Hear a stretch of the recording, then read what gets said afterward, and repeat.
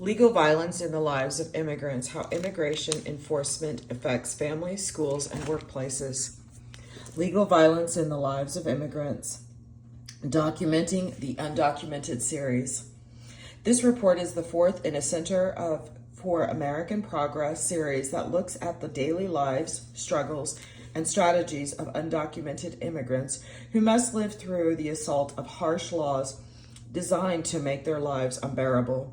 Throughout 2012, we have released reports that lift the veil in our nation's undocumented, providing a window into the lives of the 11 million who live in the United States without papers and how our nation's immigration policies impact us all, documented or not. Introduction and summary. Even as the number of undocumented immigrants in the United States has plateaued at around 11.1 million people, federal enforcement of immigration law has intensified over the last decade. Close to 400,000 people have been detained and deported each year since 2009, and an estimated 34,000 detention beds are available every day. New initiatives such as the Secure Communities program, which checks the status of people booked into county jails in participating jurisdiction, have added another layer to the web of Border Patrol, immigration, and customs enforcements and other immigration agents operating across the country. On top of these federal efforts, some states and localities have passed their own anti-immigrant laws, such as Arizona's SB 1070. The support our law enforcement and Safe Neighborhoods Act, and Alabama's HB 56, the Beeson-Hammond Alabama Taxpayer and Citizen Protection Act. These laws seek to criminalize all aspects of undocumented immigrants' life and behavior. But while proponents of harsh enforcement policies or so-called attrition through enforcement feel that making life as difficult as possible for undocumented immigrants will push them to self-deport. The reality of immigration policy today is far more complicated. Separating the documented from the undocumented is not as simple as it seems. Since undocumented immigrants do not live in walled-off families, buildings, neighborhoods, or even cities. Instead, undocumented immigrants live, work, and go to school alongside the documented. While there are 11.5 million undocumented immigrants, for example, a total of 16.6 million people live in mixed status families where members have various legal status, including undocumented immigrants and U.S. citizens. Immigration enforcement affects far more than just undocumented immigrants. It touches the lives of all people living in the United States. As we illustrate in this report, it is not simply enforcement actions themselves, detentions, deportations, raids, or traffic stops under the SB 1070, for example, that affect undocumented immigrants and their communities, but it also ever present fear of enforcement actions.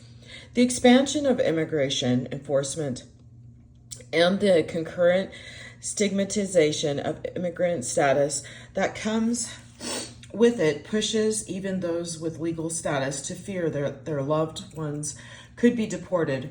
Those with temporary legal statuses, such as deferred action or temporary protected status, also fear that they too could be victims of detention or deportation. This fear can take many forms, such as a community refusing to leave their houses or take their children to school because of impending raid, or an unwillingness to speak out against abuse in the workplace. After the Supreme Court struck down much of the SB 1070 while leaving in place the infamous Section 2B, the Papers, Please provision, a Latino Decision Center for American Progress Action Fund, America's Voice poll found that 79% of Latinos nationwide believe that Latinos who are legal immigrants or U.S. citizens will get stopped or questioned by police, unquote. This poll speaks directly to the deep-seated worries within the entire Latino community that state laws like SB 1070 will target even those born and raised in the United States. In studying the effects of immigration enforcement, this report looks at three primary sectors of everyday life: the family, the workplace, and the school, to examine how the cumulative effects of harsh immigration laws, increased enforcement actions, and a negative stigmatization of immigrants build upon one another to harm immigrant and citizen alike. We argue that the fear created by this enforcement, both real and perceived, creates the condition for what we call legal violence, harming immigrant incorporation into the United States. The family, the workplace, and the school are the key social institutions that gave previous waves of immigrants a strong foothold in this country, allowing their children and their children's children to prosper. We know that today's immigrants are already integrating into public life, learning English, going to school, and buying homes, among other things, but increased legal violence directly threatens future integration efforts. Simply put, when everyone living in the United States is able to fully integrate, our communities are better off. A more thorough process of immigrant integration will result in more upward mobility over time, more educational opportunities to train the workforce of tomorrow, a stronger sense of belonging, greater investment in the collective future of the country, and a more cohesive society. Immigrants who integrate economically, whose wages increase enough to buy a home, for example, not only increase their contributions to the economy in the short term, but are also more likely to care deeply about the future in their neighborhood. This in turn may prompt them to integrate politically to improve and care for their neighborhoods, schools, and cities. Without these kinds of contributions, and as long as the reality of immigration in the United States is the status quo of attrition through enforcement policies and a large undocumented population with no possibility of achieving permanent legal status, all Americans lose out, regardless of their status. Within the family, legal violence causes people to live in constant fear of being separated from loved ones, something that affects even U.S. natives with relatives at risk of deportation. This same fear and stigma of immigration status keeps parents from assessing social services, even those to which their citizen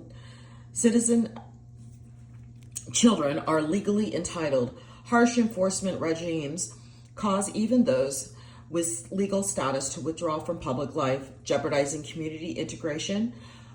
Within the workplace, increased enforcement has led to employers having more control over the exploitation and mistreatment of their workers. Many of these workers feel that they cannot stand up for their rights for fear of retribution. This type of exploitation hurts not only immigrant workers, but also the native-born as well, who have to contend with lower wages and less safe working situations. Within the school, legal violence makes young people and their families fear schools as a place where family members may be detained. Immigration and Customs Enforcement officers in October 2012, for example, detained parents after they dropped their children off at 2 Detroit area schools. Other students underperform or exit school early based on fears of detention or the knowledge that without legal status, higher education, and a good job are inaccessible. The research for this report is based on more than a decade of observation and more than 200 in-depth interviews conducted between 1998 and 2010 in Los Angeles and Phoenix with immigrant youth and adults, and with relatives of migrants in El Salvador, Guatemala, Honduras, and Mexico. During our attendance at community meetings, press conferences, and other organized events, we also spoke with advocates, community members, and officials. The interviewees' words and experiences reveal that current immigration policies are not only excluding immigrants from contributing more broadly or positively in society, But because immigrants are perceived and treated as criminals, these policies have sweeping negative consequences for entire families, places of work, schools, and by extension, entire communities. To migrate the harsh effects of legal violence and to ensure that all residents of the United States, immigrant or not, documented or not, have the ability and opportunity to integrate and prosper, we offer the following recommendations. Most importantly, both Congress and the Obama administration must address the community-wide anxieties and vulnerabilities related to immigration. The fears that undergird legal violence will never go away. While there are 11.1 million undocumented immigrants living in the United States, Congress must pass a comprehensive immigration reform bill that includes a pathway to citizenship for undocumented immigrants and includes specific provisions for immigrant youth, such as the provisions of the DREAM Act, which provides a pathway to citizenship for young undocumented immigrants who complete high school and some college or military service. The administration should target enforcement practices on serious criminals rather than low-level offenders. Finally, immigration must be decoupled from local enforcement efforts so that immigrants and their families can regain trust in authorities. In addition, in the realm of the family, Congress should pass legislation to ensure that children are not unnecessarily separated from their families and mandate minimum standards for immigration enforcement when children are involved. This legislation should ensure that parents are able to continue making decisions about their family's well-being and take the interest of the children into account in enforcement decisions. Bills such as the Help Separated Families Act and the Human Enforcement and Legal Protections for Separated Children Act would go a long way to achieving these goals. The government should allow family members who are adjusting to legal status and subject to the provisions of immigration law that bar undocumented immigrants from re-entering the United States for 3 to 10 years, depending on how long they were in the country without status, to remain in the United States rather than having to leave the country to apply for a waiver of the bar, known as the waiver of inadmissibility. The administration should also reinstate provisions that allow legal permanent residents, green card holders with a criminal conviction to receive a hearing to being placed in deportation proceedings. Both changes would ensure greater flexibility when it comes to keeping families together.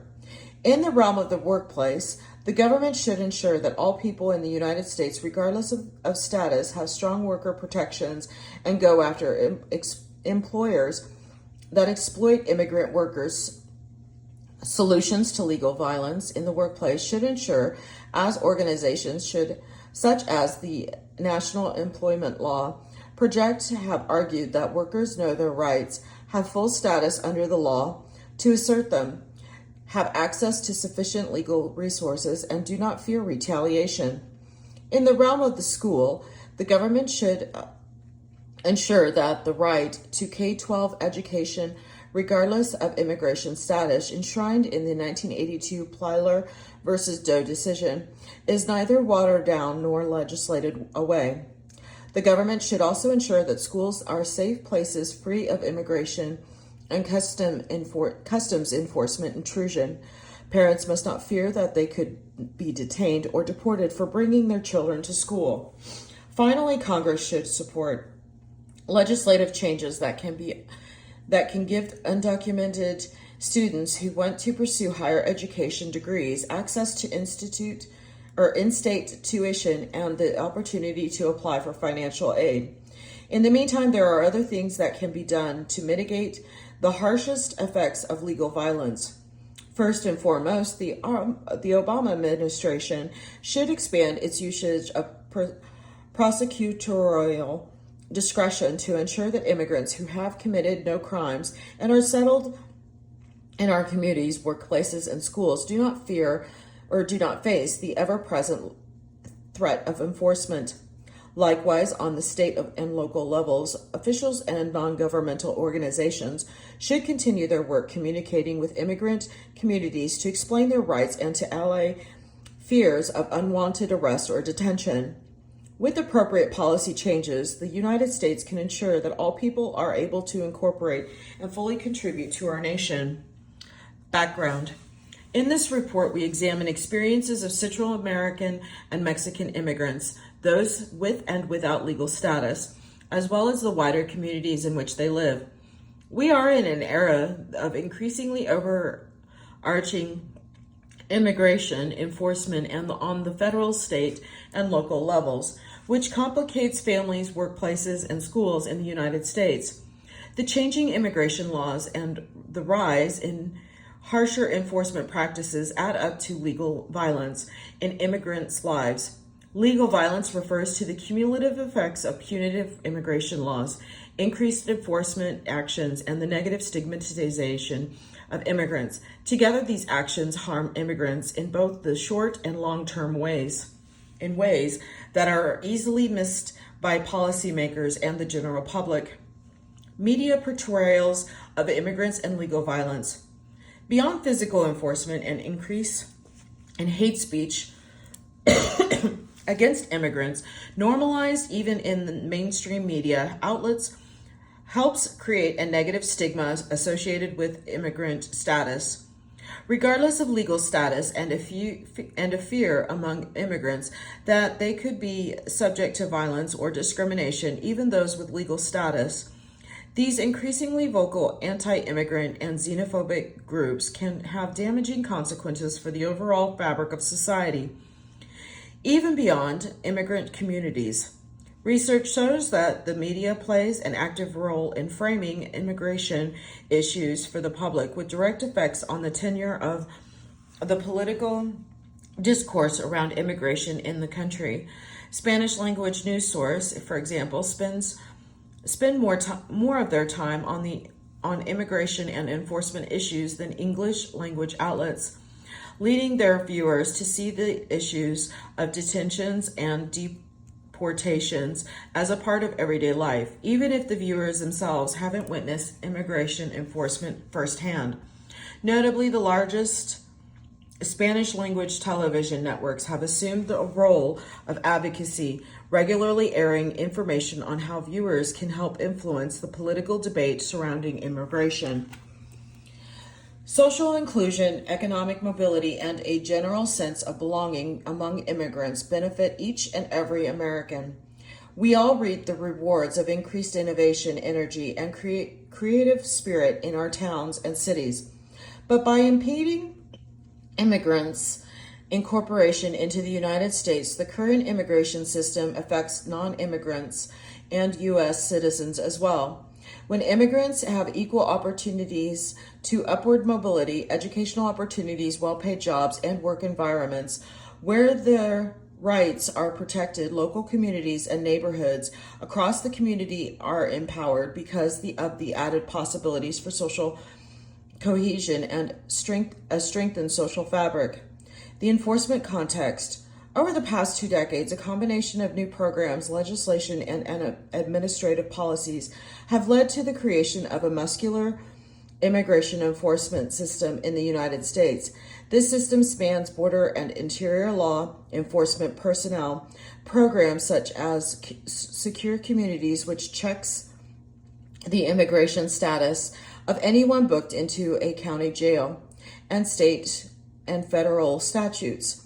All of these elements have expanded the ways in which and reasons for which immigrants come in contact with immigration enforcement.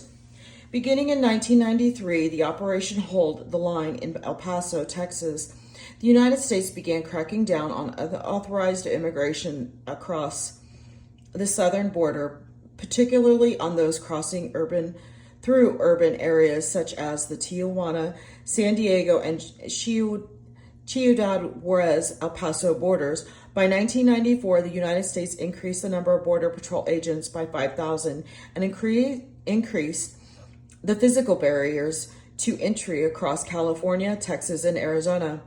This precedent marked the beginning of the large-scale militarization of the southern border, leading to the construction of 650 miles of border fencing, the use of advanced detection technologies such as unmanned aerial vehicle surveillance and mobile surveillance systems. The number of immigration enforcement officials has also risen significantly over the past few years. In 2004, there were 10,000 Border Patrol agents, but by 2012, that number more than doubled to more than 21,000. Immigration and Customs Enforcement has also more than doubled.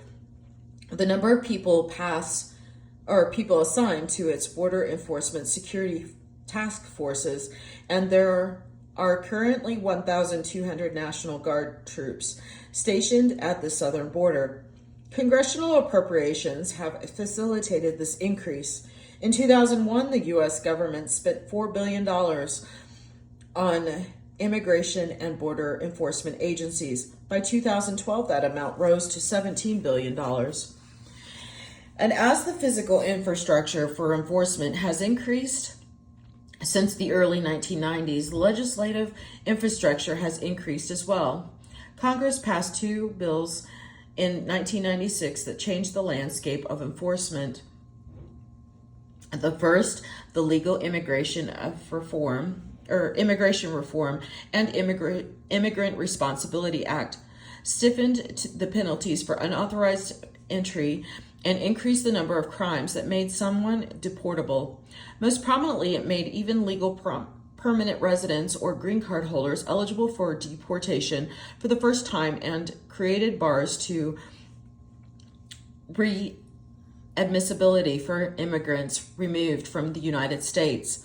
The second bill, the Personal Responsibility Work Opportunity Reconciliation Act, significantly limited the ability of non-citizens, even those with legal status, to access non-emergency social services. Both changes increased the reasons for which an immigrant might encounter the enforcement system.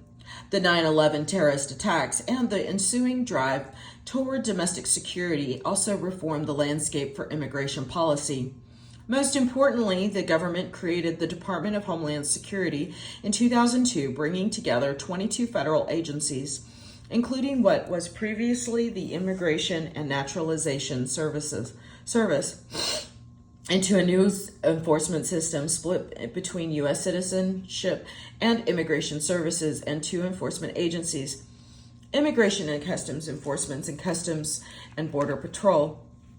In the past decade, the USA Patriot Act 2001, the Enhanced Border Security and Visa Entry Reform Program 2002, the Intelligence Reform and Terrorism Prevention Act 2004, and the Real ID Act 2005 all work to toughen standards for identification, detention, and prosecution of immigrants and potential security threats. As Counsel on Foreign Relations scholar Edward Alden has pointed out, in the wake of the 9/11, immigration and terrorism became intertwined, with federal administration officials using the powers of immigration enforcement, especially the power of detention, for counterterrorism. This drive ferreting out internal threats only strengthened the apparatus and appropriations for immigration enforcement. The increases in legislation and appropriations for immigration enforcement have resulted in a significantly greater number of immigrants detained and deported each year. The numbers of immigrants removed from the country has steadily risen over the last decade, from around 160,000 people in 2002 to close to 400,000 people per year since President Obama took office in 2009. Likewise, the number of people in immigration detention has risen significantly, almost doubling from around 209,000 people per year in 2001 to 392,000 people in 2010. Current funding levels support 34,000 detention beds per day. The Department of Homeland Security has also stepped up its interior enforcement. The Secure Communities program, for example, expanded from 14 jurisdictions in 2008 to more than 3,000 jurisdictions in 2012 and will be fully implemented across the country by 2013. Even with the stated policy of prosecutorial discretion, whereby the administration focuses on the most serious offenders rather than family members, DREAM Act eligible youth or other longtime residents of the United States, roughly 52% of all people deported in fiscal year 2011 were deported for non-criminal offenses such as traffic stops. The continued emphasis on deporting people who have not committed a crime feeds directly into the fears at the heart of the legal violence system. And over the past decade, some states and localities have stepped into the breach and passed their own harsh anti-immigrant laws. Following in the failed footsteps of California's Proposition 187, which barred state benefits to unauthorized immigrants, Arizona began to use ballot initiatives to crack down on the undocumented life, beginning with the 2004 Arizona Taxpayers and Citizen Protection Act. The bill required proof of eligibility to receive social services, mandated that state and local authorities report immigration violations to federal authorities in writing, and required people to prove their citizenship both when registering to vote and when voting. Hazleton, Pennsylvania passed a law in 2006 that made it illegal to rent or hire an undocumented immigrant. Other locales, such as Prince William County, Virginia, Fremont, Nebraska, Riverside, New Jersey, and Farmers Branch, Texas, all passed similar statutes. Arizona surpassed all these efforts in 2010 by passing SB 1070, the Support of Our Law Enforcement and Safe Neighborhoods Act. This comprehensive anti-immigrant bill made it a state crime to be without status or seek employment in the state. Most notably, it gave police the power to ask any person with whom they come in contact for proof of their legal status, provided the authorities have reasonable suspicion to believe the person is in the country without status. In the wake of SB 1070, 5 other states, Utah, Indiana, South Carolina, Georgia, and Alabama, passed similar laws. Through the Supreme Court struck down most of the Arizona law in July 2012, it allowed its most controversial piece to stand. The Papers, Please provision, which allowed law enforcement to check the status of anyone they believed to be undocumented. That provision, by virtue of the fact that no one could tell who is documented or not just by looking at them, has raised serious concerns about racial profiling among the advocacy and legal community. The Latino community fears the provisions, with 79% of Latinos surveyed in Arizona believing that even people with status and the native born will be stopped under the SB 1070. This type of apprehension is at the heart of legal violence. The Maricopa County Sheriff's Office, Sheriff Joe Arpaio, and local enforcement violations. Among the most aggressive local advocates of immigration enforcement are Sheriff Joe Arpaio, and the Maricopa County, Arizona Sheriff's Office, Abrego, RPA, I cannot say his name, became the Maricopa County Sheriff in 1992, and in 2 decades, he and the Sheriff's Office have amassed a record of immigration enforcement violations, as well as civil rights violations, rivaling that of any law enforcement officer in the United States. Arpaio and the Sheriff's Office brag about their get tough policies, such as making men and women and even children work in chain gangs, housing detained immigrants in the Sheriff's Office outdoor tent city, where temperatures soar to 125 degrees in the summer, forcing immigrants to wear degrading pink underwear. The Maricopa A county sheriff's office also boasts of the ever-present threat of raids, which strike fear into Latinos throughout the county. Abrego and his office have also been chief proponents of the 287 program, by which the federal government deputizes local officials to act as immigration enforcement personnel. In late December 2011, however, the Department of Justice announced the findings of a long-standing probe into racial profiling and civil rights violations by Arpaio and his deputies. Among the most damning findings, the Justice Department found that Latino drivers in Maricopa County were 4 times as likely to be pulled over as non-Latinos, and that police officers routinely detained Latino citizens who had committed no civil or criminal violations. The Justice Department also found that the sheriff's office routinely discriminated against people who did not speak English and used racial epithets when referring to Latino detainees. Beyond racial profiling, the report stated that the sheriff's office prioritized going after low-level immigration offenders while ignoring more than 400 cases of reported sex crimes. These actions led to the federal government to cut off the Maricopa County Sheriff's Office access to the 287 program and to sue them for a pattern and practice of civil rights violations. The revocation of 287 access, however, did not stop the raids. The Sheriff's Office continues to conduct raids by invoking the Legal Arizona Workers Act of 2007, conducting these raids in places of employment with the stated objective of arresting workers who are working with either false documents or with documents that belong to someone else, utilizing criminal law, using false documents rather than the civil penalties of immigration law.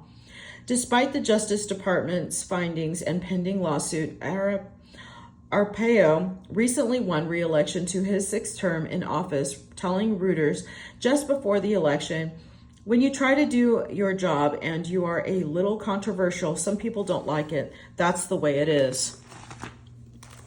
Legal violence and life in the United States. In the following 3 sections, we examine how legal violence affects daily life in the family, the workplace, and the school. The issues discussed in this paper come from the words of the immigrants themselves, and the themes discussed here arose again and again in the course of the research without prompting from authors. We first turn to the effects of immigration enforcement on the family. The family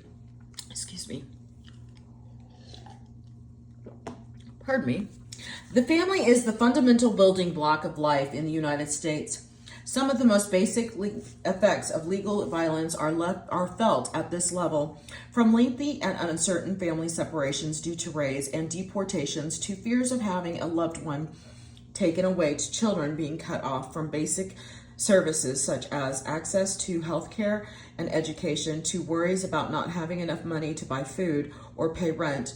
With 16.6 million people living in mixed status families consisting of at least one undocumented immigrant and one U.S. citizen, the effects of legal violence on the family go far beyond undocumented immigrants. Some of these situations may be recognizable as violent because they evoke strong immediate emotions, such as the case of Saida Umanzar, a Honduran mother taken into custody during an immigration raid at her Ohio home. The mother was pictured in newspapers distraught and in tears as she was separated from her 9-month-old daughter, who had only been breastfed until that day. Although the agents were at her home to detain another immigrant, when they did not find him, they checked their records and instead detained Miss Umanzar. She was recently released 11 days later after protests from immigrant and women's rights organizations, but not before suffering much physical and emotional pain. Other effects are subtler, such as the such as when a U.S.-born child grows up having to hide their secret of their parents' undocumented status. 20-year-old Myra, for example, typically a confident, thoughtful, and articulate young woman, fidgets and avoids eye contact whenever she talks about her mother, as she explained. Talking about my mom is hard. It's like there's the whole cloud of like a whole heaviness, emotions as though she is carrying weight on her shoulders and above her head. I don't know of things that I was never allowed to say out loud. If she was ever late, if she wasn't back from church or from work right on time, we all worried. Nobody said anything, but we're all thinking what if she got caught?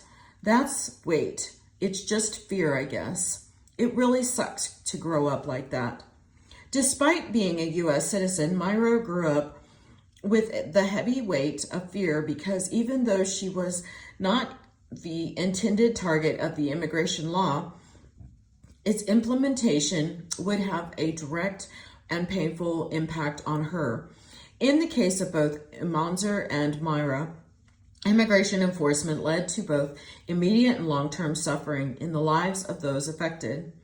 Deportation and fears of deportations.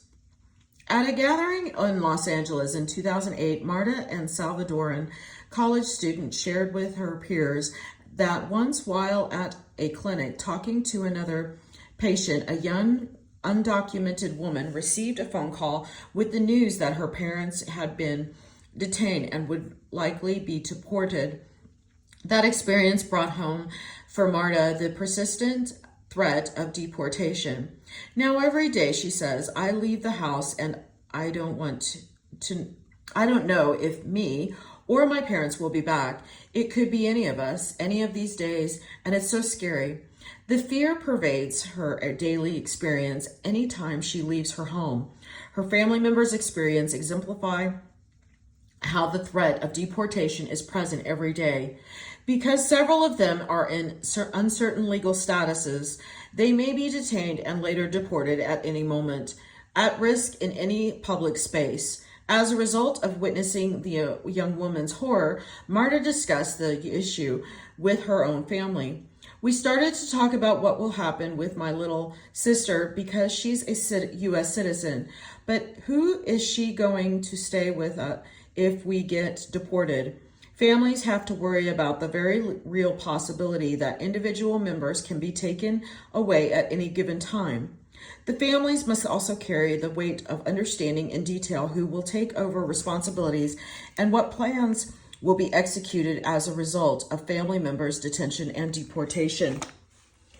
This is notable burden for entire families and individual members, whether or not all of them are undocumented.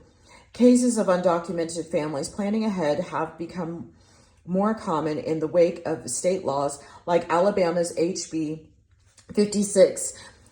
Anecdotal evidence illustrates that immigrants in places like Alabama are signing powers of attorney to ensure that in cases of detention or deportation, their U.S.-born children are placed with relatives instead of into foster care. And in neighborhoods that have experienced home raids, even private spaces are unsafe for immigrants. Estella, a Mexican undocumented college student in Los Angeles, cried as she shared the emotional repercussions of knowing that two of her friends' parents were detained after being taken away from their homes in her neighborhood. I want to be strong, but sometimes I just think about how they could come knock at my house, and you just realize that you're not even safe in your own home. In Phoenix, families living in an apartment complex that recently experienced a home raid, only Latino residents lived in the complex, were all afraid that their home would be raided sooner or later. Whenever they heard an unfamiliar knock on a door in the complex, louder than normal, for instance, all of the renters would get nervous and wonder if their turn had come. This vulnerability had possibly made possible by immigration laws and their implementation practices instills perpetual fear in immigrants and their families who live with the very real possibility of forced separation. Such feelings affect how immigrants perceive their current place in U.S. society and how they are able to incorporate into society over the longer term. Maricela is an undocumented Salvadoran immigration who has lived in Los Angeles for 15 years. Although she qualified for temporary protected status, a temporary legal status for immigrants who cannot return to their home country because of conflict, environmental disaster, or other extreme conditions, she was unable to apply because she was a live-in domestic worker with little time and money to file the paperwork, which currently costs $515. In general, Maricela considers herself an upstanding person whose main goal in life is to do her best to provide for her family. She has 3 children. The oldest still lives in El Salvador with Maricela's mother, and the 2 others are in elementary school and live with Maricela and her partner. Despite her strong work ethic and her children's many achievements in school, Maricela worries that she will never feel safe in this country. When asked why she felt this way, she explained, "You watch the news and you learn. Nobody is safe. They take people from work. For these people, it doesn't matter that we've lived here for 15 years, that we've been raising children who are good people, that we are buying houses. All they say is that we are illegal."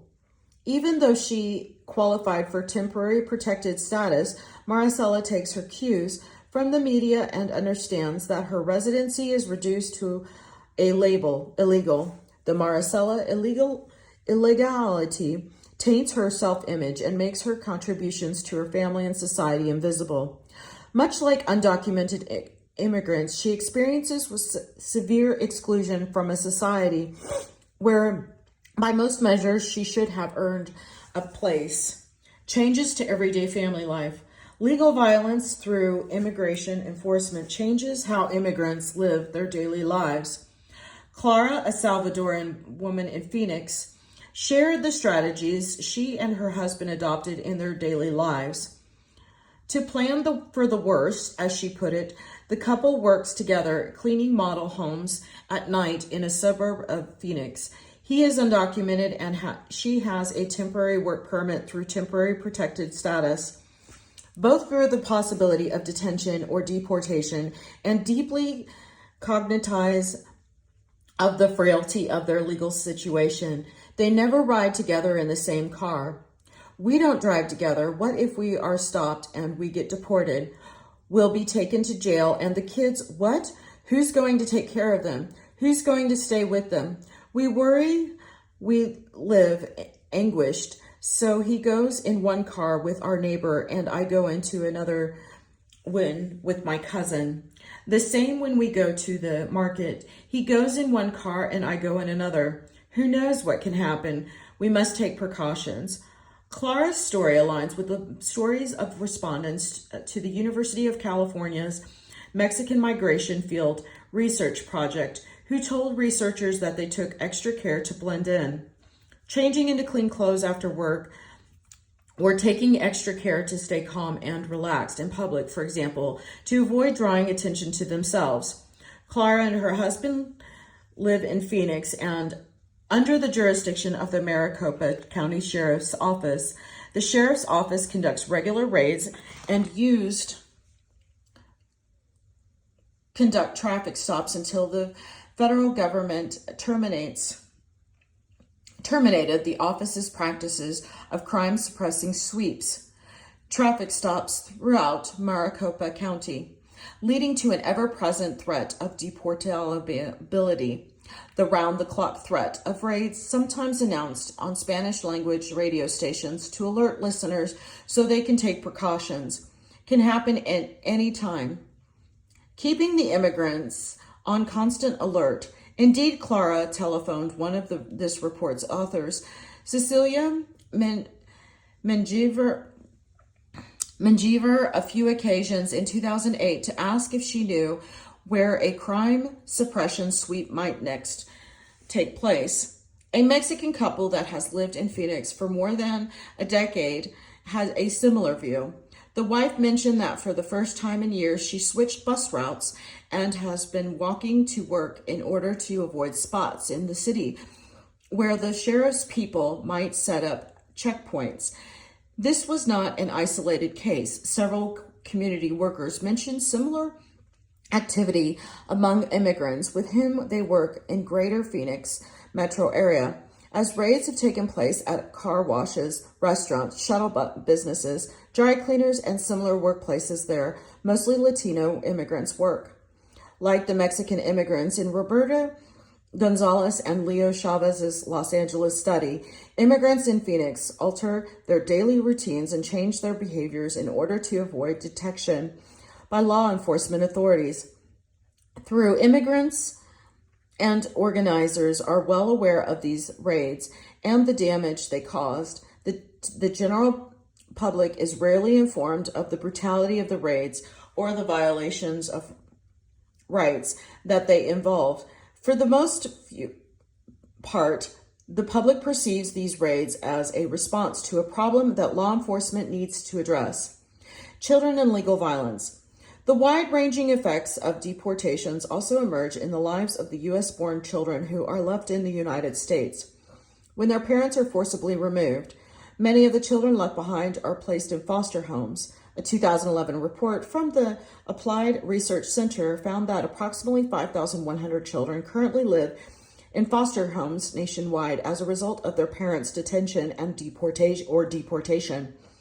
One example comes from Phoenix, where a team of federal immigration and drug enforcement agents entered a home and arrested two sisters in August 2010. While they were being handcuffed, they pleaded with the agenda, asking where they were. At taking the children, one agent replied, "We're taking them where we take all the kids," despite being victims of a botched drug bust. Because the sisters were undocumented, they were not allowed to make a phone call to a friend or so their children could stay at the friend's home. The sisters were taken to a local jail, transferred to a federal detention center at the U.S.-Mexican border a few weeks later, and eventually deported to Mexico. Their children were put into foster care, where they remained for more than a year until they were finally able to reunite with their mothers in Mexico. Legal violence also significantly affects children's development and cognition. Children's fears about what may happen to their parents or are perhaps best illustrated by a second grade student in Silver Spring, Maryland school, who told First Lady Michelle Obama in May 2010, "My mom says that Barack Obama is taking everybody away that doesn't have papers. My mom doesn't have papers." Young children in particular face significant behavioral changes after the removal of a parent, especially if the child was present at the time of detention. The Urban Institute, for example, documented a range of issues including crying, loss of appetite, insomnia, and increased fear and anxiety in the wake of the detention of a family member. Indeed, the human stories of suffering are becoming ever more common in a recent campaign to release an undocumented immigrant named Henry Yanez Arias from detention. His U.S.-born 9-year-old son shared his experience on film and is seen visibly distraught after witnessing immigration enforcement agents take his father away while the two were out shopping. The emotional trauma suffered by the family, including by Arias's two U.S. citizens' children, is likely to linger long past Arias's release from detention. Research by Johanna Durebi of the University of Albany finds that the ever-present possibility of the detention or deportation of family members leads even documented children to grow up fearing the police as people who could take away family members, and leads children to feel ashamed of and disassociate with their immigrant heritage. Families and social services. Legal violence particularly shapes the experiences of immigrant families living in the United States by hampering their links to everyday institutions. In much the same way that these families avoid contact with law enforcement officials, they also report going to great lengths to avoid contact with social service providers, even when some native-born family members are eligible to receive social services. A Guatemalan mother in Phoenix, for example, said that although she needed aid for her 2 U.S.-born toddlers, she would not apply for supplemental nutrition assistance, also known as food stamps, because she had heard that workers in government offices can and do report undocumented immigrants to the immigration authorities. Due to the recession and to the employers' fears of being sanctioned for hiring unauthorized immigrants, her family's income sources were very limited. Like this mother, other parents in uncertain legal statuses who are expected to ensure the well-being of children refrain from contacting government bureaucracies when deportation and family separation are real possibilities. Research by Harvard professor Hirokazu Yoshikawa uncovered a widespread fear of utilizing benefits and found the fear was prevalent in both documented and undocumented immigrants. These fears partially reflected misunderstandings about the programs, other misunderstandings about their children's eligibility, or misunderstandings about the way that benefits work. Some believe, for example, that if they were to enroll their children in welfare, they would be ineligible later on in life for things like student loans. Other immigrants feared that using social services might hinder an eventual transition to legal status. By not taking advantage of programs for which their children were eligible, the families in Yoshikawa's study lost out on the range of policies that can help families make ends meet and improve children's early cognitive development and health, which can follow a child through to adulthood. Families and community policing, examples of immigrants avoiding contact with anyone who might put them at risk, are indicative of a large set of issues associated with a lack of community integration. At community meetings, for example, several undocumented immigrants raised issues of insecurity in the neighborhoods and helplessness when they know they cannot count on police to protect them. Individuals shared stories of common crime and violence without wit unreported in their neighborhoods because people were worried about the police questioning their legal status. Several people at these meetings made comments to the effects of, "Oh, well, there's nothing we can do," unquote, while those around them merely shrugged their shoulders, nodding in defeat and agreement. Norma, an undocumented immigrant from Mexico, summed it up. "We are here and we know this is not our country. They don't want us here, so you have to be careful. Always be careful. Legal violence makes immigrants feel constantly insecure, unaware of who they can trust, and unable to rely even on institutions that should represent safety for all. Breaking down the social cohesion and safety net has repercussions for everyone in those communities. Any family would have a difficult time thriving in these conditions, whether or not all their members were undocumented. But the fear of contacting the police goes beyond simply the family-led level. It affects community safety as well as immigrants living in North County, San Diego, for example, expressed a reluctance to report crime, especially if they were undocumented, believing that they could be arrested and deported because of it. The police chiefs of major cities such as San Francisco and Raleigh, North Carolina, have warned that state-level anti-immigrant bills would, in the words of Raleigh's chief of police, Harry Dolan distract police from combating other crimes and would foster distrust among immigrants and minorities.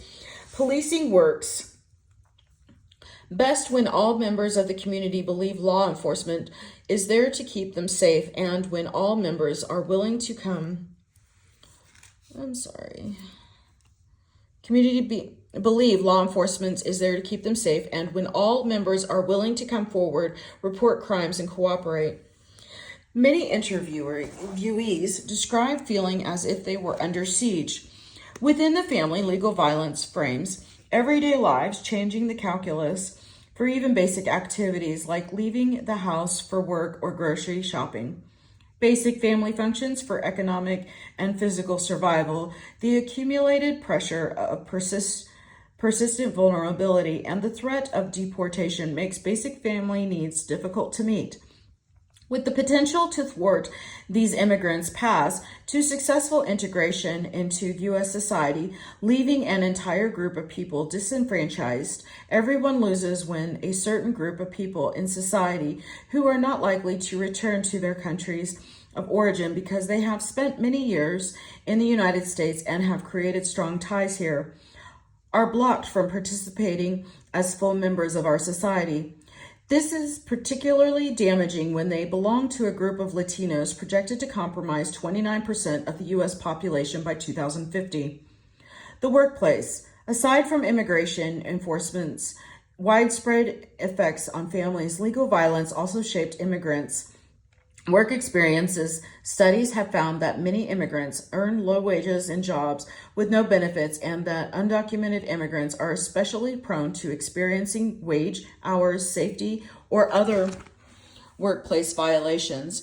And as the National Employment Law Project found in a major survey of Chicago, New York, and Los Angeles, working conditions foreign-born Latino workers were the most likely to have experienced a minimum wage violation, while 80% of immigrant workers experienced overtime violations, with even higher rates for unauthorized workers. Legal violence occurs in the workplace when the unscrupulous employers hold their workers' immigration status over their heads and to enable workplace abuse. More often than not, immigrant workers are affected by overt threats from their employers, but rather by the unstated assumptions that their employers know about their precarious statuses. Thus, workers fear causing any issues that could endanger their situation, such as the case of Graciela, who worked in downtown Los Angeles in retail. Although she came to the United States with a college degree from her native El Salvador, as an undocumented immigrant, she was only able to get to an undesirable job through the informal market under her employers who never asked for proof of residency. When they hired her, she suffered severe exploitation. Not only did they pay her $20 for 9-hour days, well below the federal minimum wage, she also witnessed the sexual exploitation that several local business owners practice on their mostly young and vulnerable female employees. Graciela cried daily after witnessing and experiencing the harassment. For those women, she said, a work contract doesn't just mean during work hours, but it often means having sex too. Despite the pressures and humiliations, Graciela worked there for a few months because she had no other options. I didn't have papers or anything, and I needed to eat. Legal violence manifests itself in this kind of behavior by unscrupulous employers. When the media persistently portrays immigrant workers as undeserving and less than human, and when legal language simultaneously suggests they are criminals, employers who are rarely targets of enforcement have little reason to abide by labor laws. Indeed, the situation is in employers' favor, and their unpunished abuse speaks loudly and clearly to all workers, documented or not. Scholars have also found that even in situations where immigrant workers have legitimate workplace grievances, They are less likely to come forward than non-immigrant workers and are less likely to know their rights as workers. Recent Supreme Court decisions, particularly the Hoffman Plastic Compounds Inc.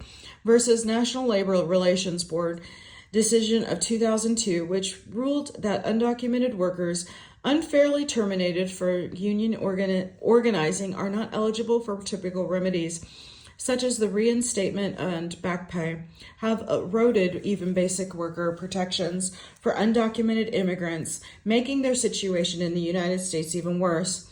And by facilitating the abuse of undocumented workers, legal violence takes the floor out from under all workers, hurting the wages and safety of workplaces for all Americans, documented and undocumented, native and foreign-born. Workplace raids. Under the George W. Bush administration, immigration officials pursued a strategy of large-scale raids against employers, hiring undocumented immigrants, swooping in to arrest undocumented immigrants in highly publicized raids. The most prominent and the largest of its kind at its agri-processors meatpacking plant in Postville, Iowa, in 2008 received immense media attention, not simply for the raid itself, but for the manner in which the immigrants swept up in the raid were prosecuted.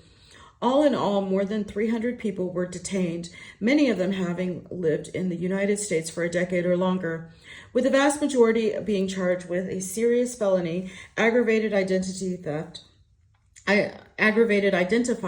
theft. Those that agreed to take a plea deal, which witnesses, including court interpreter Eric Kemed Frexius, described as rushed and not containing adequate counsel or even time for the immigrants to understand the charges before them or their options, would serve 5 months in jail and then be deported. Though the Supreme Court unanimously held the following year that the government overstepped its authority by bringing the more serious identity theft charges, the raid itself struck immense fear throughout the immigrant community. These types of large-scale raids have, under the Obama administration, largely been replaced with silent raids or I-9 raids, where the government informs an employer that they believe that undocumented immigrants are employed in the workplace. These silent raids often lead employers to preemptively fire immigrant workers, especially if they feel the employees could be undocumented. Overt raids do still occur on the local levels, however, especially in places like Maricopa County, and the fear of such raids still haunts the immigrant community. Still, the focus of workplace enforcement has changed over the past few years. So in this section, we will focus primarily on issues of wage, hour, and labor abuses. This will be the end of part 1, and part 2 will commence soon. Thank you.